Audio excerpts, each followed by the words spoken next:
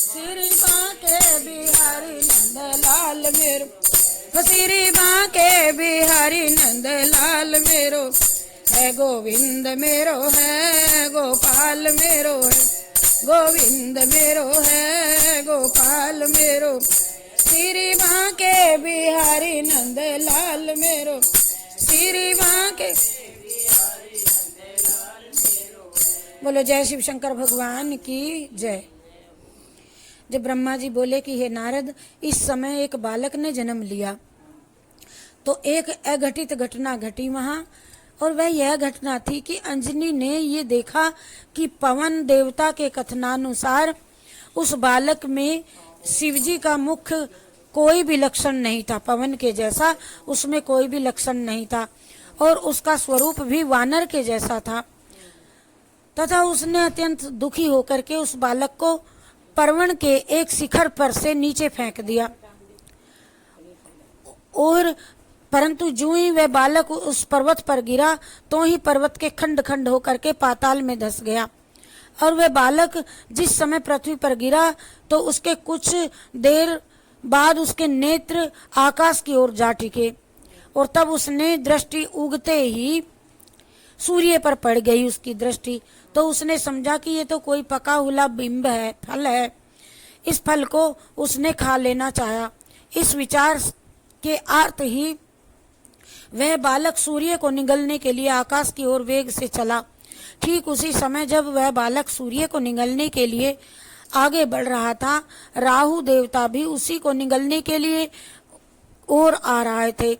राहु को देखते ही उस बालक ने समझा कि ये व्यक्ति मेरा प्रतिद्वंदी है और इस फल को स्वयं खा जाना चाहता है। तब वह सूर्य के रथ को रोक करके राहु की ओर अपना मुख फैला करके दौड़ पड़ा। राहु उसे देखते ही तुरंत भाग गया। हे नारद, उस शब्द के कारण देवलोक में हलचल मच गई तथा सब देवता अत्यंत आश्चर्यचकित हो गए और सब देवता थर थर कांपने लगे। इंद्र ऐरावत हाथी पर चढ़ करके वज्र को हाथ में ले करके उसकी ओर को चल पड़े। तब बालक सूर्य को निगलने के लिए अपना मुंह फैला ही रहा था, तब उसी समय इंद्र को वहां आते हुए देखकर उसे अत्यंत क्रोध आया और तब अपना मुंह फैला करके वह इंद्र को भी निगल जाने के लिए बढ़ा। ये देख करके इंद्र ने क्रुद्ध होकर के उसे वज्र द्वारा उस बालक को घायल कर दिया, जिसके कारण वो बालक पृथ्वी पर गिर पड़ा।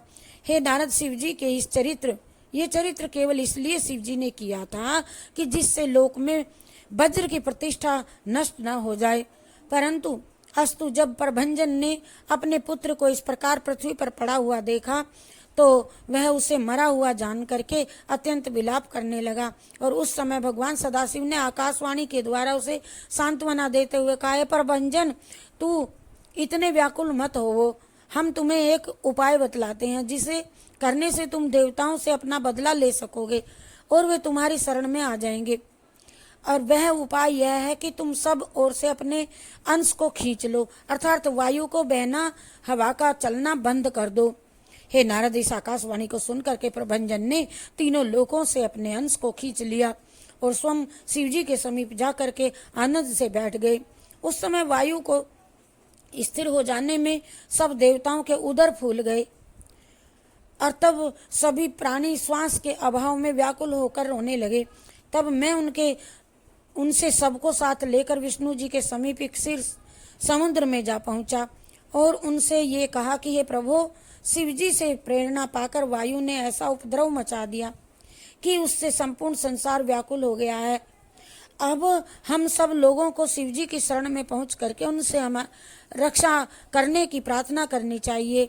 हे नारद, विष्णु जी हमारी इस बात से सहमत हो गए और तब हम सब देवता उनके पास शिवजी के समीप पहुंचे और उन्हें सब हाल सुना करके नतमस्तक हो खड़े हो गए।